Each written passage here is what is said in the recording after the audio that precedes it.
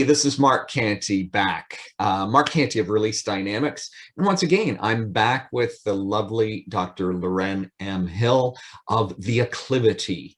By the way, a little plug here for Dr. Hill. You can find her at theacclivity.com. So that's all one word, The Acclivity, two C's in Acclivity.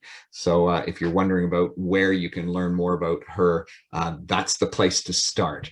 And today we're going to be interviewing Dr. Hill again as to what's going on, in academia. It's crazy times right now.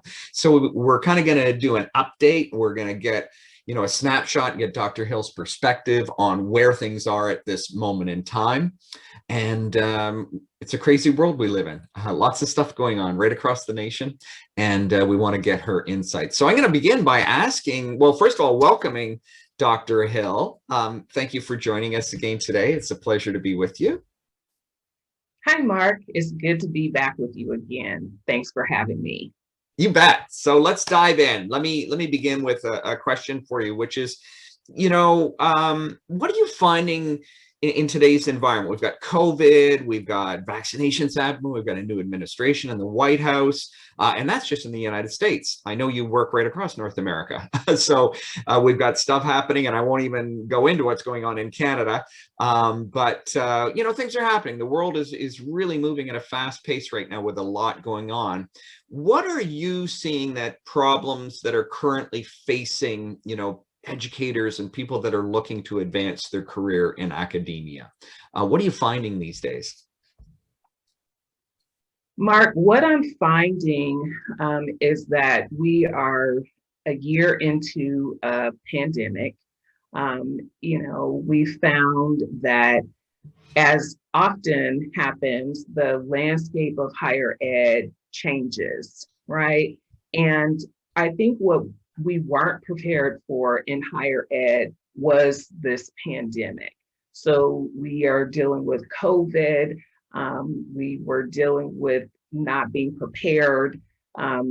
People were literally told one day the school was shutting down, from educators to administrators to students, just pack up and leave. And so this has caused displacement across the board, right? Mm-hmm. What we do, and then we're scrambling to find ways to deliver content and continue education, because while the campuses were shut down, the terms weren't, right? We still had spring term, winter term, fall term, summer term, and a year into it, we're starting to see that how things were may be a thing of the past in many ways. Wow. Yeah. And I would think one of the things that pops up for me, and of course, I'm not like you, I'm not in a formal institution, and I haven't grown up in that environment like you have. But one of the things that occurs to me is that first, there's got to be a lot of fear, a lot of people that are frozen and wondering, that have been working for years and wondering, what about my job? Am I ever going to return to it? And the other thing is, I would think that there would be a lot of competition. So we've got, let's face it, didn't mean all the schools stopped before COVID hit or the pandemic hit. So those schools continued to produce and graduate a lot of people who were looking at going into education. So competition was not only because people were graduating and looking and getting into institutions, but then also people were being let go or put on the side. So we've got this whole body of people. So I would think that would be a big factor. The idea of more educators, less placements available, I would think would bring up a lot of fear. You're absolutely correct. So not only do we have the fear of the pandemic, we have job loss, right? Yes. People don't always think about academia as an industry, but it is, right? So there's the business side of education. And so therefore it needs revenue. So what does the budget look like? So for those institutions who may have been struggling before the pandemic, this just made things even worse, right? Yes. So we're thinking about, closing departments or blending departments, or who do we keep, or who do we offer early retirements. All of these things we are typically used to seeing in private industry, if you will. Yes. And we don't think about it in those same terms in academia, which is something that I hope people become more aware of, that academia is an industry. Wow, that's powerful. That is a powerful concept. I hadn't thought of it that way, but so true, so true. And before anybody drifts away from our conversation, clicks away, stops listening, we do want you to know that, yeah, we're in the mud right now. We're going to talk a few more minutes about the mud, but I also want to let you know that I know Dr. Hill has some ideas to share, and we want to make sure that we give you some solutions, some ideas. So hang around. Don't don't drift off right now. Please hang in there. Listen on, watch on, whether you're listening on a podcast or you're watching on video. Know that we're wanting to also give you some constructive and positive things. So, but I do want to address one more thing, and I have a question here about that. Is that it seems to me that, even from the small experience that I've had and observed, is that there's probably a lot of educators out there that are still stuck in fear, and have a real problem with that. And can you talk a little bit more about that? What is causing them to be stuck? What would be the main reason that somebody in education would be really stuck in fear right now? Well, Mark, I think part of the reason people are stuck in fear is because we all, to some degree, have been stressed out. We don't know when the end is coming. When are things going to get back to normal, or meaning like pre-pandemic? And so sometimes what happens is fear can be paralyzing. Yes. So and that's part of our response naturally, right? We've all heard of like the fight or flight. And so, part of, before we make our decision of what to do, is that we get stuck. And so then we have to make a decision of which direction to go. And so it doesn't really help that many people that we know, or even, if we listen to the news or these types of things, like everybody's just waiting for things to get back to how they were before. So that can be a bit of a challenge, because I believe that the fact that we've been into this for so long is that we have to be expecting a new normal, going back to what existed before the pandemic. It will take us a very long time to get there. Meanwhile, things are moving forward, right? Mm-hmm. So adjustment to, for example, online delivery, right? Remote delivery, or distributed or distance delivery modalities. Those are ways in which we really need to be considering as we move out of this paralyzing, scary place of when are we going to get back to normal.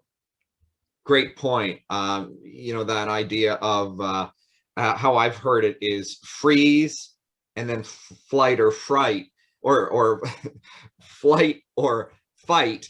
And really good point is we're frozen. And then the other thing that comes to mind for me is that, we, no matter what we do in the world and whatever situation we're placed up against, is we have a choice to react and to stay in a reactive mode, or to be proactive and to start to turn the wheel and change the way we respond to the situation. So with that in mind, can you tell me a little more about, I'm an educator. Let's say I'm an associate professor.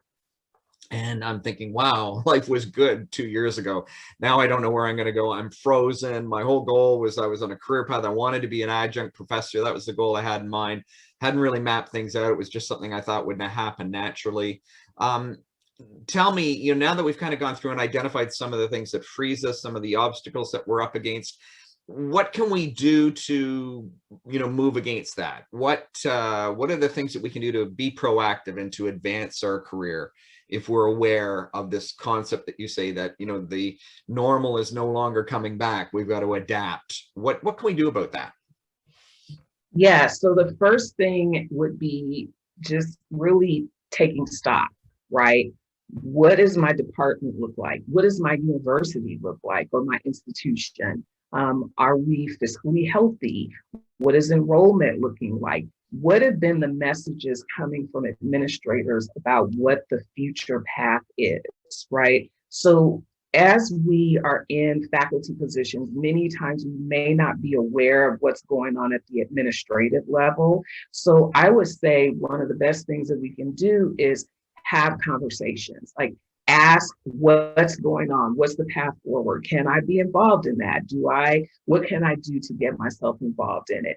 And so that way we're not just waiting for something to happen. I love that you brought up proactive versus reactive. If we're just sitting back thinking that the institution is going to take care of us or that everything's going to be okay, well, it may or it may not. But the more you can be involved in conversations, and that means you're going to be proactive. So you'll have an idea of what to do and, how to perhaps pivot, right? Yeah.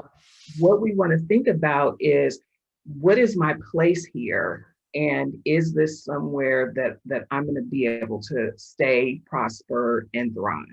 Mm-hmm. Excellent points. So if I think about like a smart educators, what would they be taking advantage of in this changing environment? How would they be pivoting? How would they be acting in a proactive way? Can you give us some tips and some ideas as to what a smart educator would be doing to ensure that they are that attractive person that gets the advancement and kind of moves ahead of the pack? Absolutely. The first thing you have to do, and we've talked about this before, is really put yourself first, right? You have to take charge of your career. You have to take stock in it. You need to see what your skill sets are. You need to see where you could improve. What do you need to do in terms of professional development? Where are the trends? Right now, we all know that the main way of distributed learning is through technology, right? So we all know Zoom or GoToMeeting or WebEx. These synchronistic or asynchronistic options for classroom content delivery are where you need to be. And if you aren't there now, you're behind. And so you need to take time out of your busy schedule. We know we're all busy, but there are ways in which you can get some quick tutorials. Probably your university or your institution is already offering them. So see what your IT department has. What is your learning platform? And are there tutorials within there that you can click on? Can you make an appointment with someone to help guide you through? The next thing you can do is go outside of your institution. There's plenty of free tutorials and webinars online. You can go to YouTube. You can find some that are very basic and user friendly. And so take advantage of those options that are no cost to you and readily available. Great points. I know, when this whole thing happened, Zoom, of course, got inundated and had some issues to begin with because they became so powerful, and it has become one of the dominant sources of delivery. But I also know I myself have looked, and they have amazing, tutorials that, as you say, are free on YouTube that teach you how to use Zoom, how to be, good at delivery, how all the technology works. What other things can someone do to kind of put themselves ahead of the pack? For example, let me ask you this question. What would you be searching for on Google if you were wanting to be proactive and kind of set yourself apart from other people? So I think what I would be looking for is, just put in the search bar, how to become a digital presenter, expert presenter, right? So you can start off really simply as how to become a presenter, because if you're not familiar with it, then you may be a little intimidated. And then, go through the series. One of the things that I love about YouTube is it kind of cues up things for you, right? So if you are watching this, then it kind of intuitively knows this might be good for you next. So try that, how to be an expert presenter with digital content. The other thing that I would suggest is look at PowerPoint, right? Can't tell you how many faculty or adjuncts, full-time, part-time, et cetera, have great content and they're used to the lecture format with their notes, which is fine. But when you're in the digital platform, you really need to have PowerPoints available, slides available, something that you can refer to and also give to the students as handouts. So I would say those two things are critical: PowerPoint and how to be a digital expert presenter. Great points. Once again, is, the word that comes to mind to me is engagement. And of course, I work, online all the time. And one of the number one things we have to be aware of is boredom. We don't want people, drifting off, being bored, no longer engaged with what we're trying to do. Of course, if they're on a computer, they can be doing any number of things. They can mute themselves, they can take their camera off and literally leave the room. And we've lost them as students. So I love that you brought in the idea of visual medium, like using, not just doing a lecture, which can obviously be very boring over time, no matter how animated you are, but bringing in visuals like a PowerPoint that can really help bring your point home and keep people engaged. Of course, the other side of that too is, as part of being a presenter, they can then share, content like, hey, here's a PDF of my slides, to my students, and they can download those and all kinds of different things like that. Fantastic conversation, Dr. Hill. I really appreciate you sharing so openly with us today. But before we go, I would like to just, ask you some final questions about how you can help someone. I mean, there's a lot, I would hazard a guess there's not just hundreds, but thousands of educators out there that are perhaps paralyzed, perhaps stuck, perhaps in fear, perhaps really wondering, experiencing self-doubt, wondering whether they even have the opportunity to advance their career in academia, or whether they should give up and go and get a job somewhere else. So how can you work with people? What are the benefits from working with you? Please give us a quick little overview of some of those ideas of how you serve people and help educators. So, yeah, I think that's right on. This is the time to really be reflecting about your career.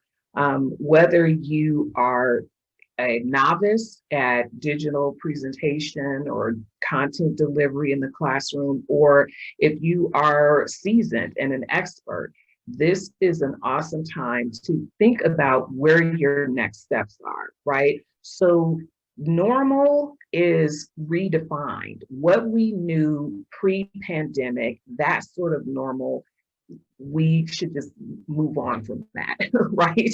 We need to think about a new normal. Now, what we're doing now is maybe going to be the way forward for some schools. Maybe they will deliver a good majority of their content virtually. But I do think that there will be going back to brick and mortar. So how you pivot and take stock and assess where you are, what your skill sets are, what your skill levels are.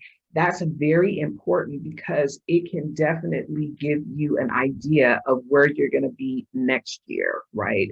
12 months from now, 24, 36, on to retirement. So I work with people to take stock of where they are now and think about a path forward. So I'd love to hear from people just to kind of, what are you thinking about in terms of your career in this new digital age of delivery? Do you prefer to be brick and mortar? Some people have even thought about, I'm seasoned in this, so I think I'm going to transition into administration so that I can work on policy.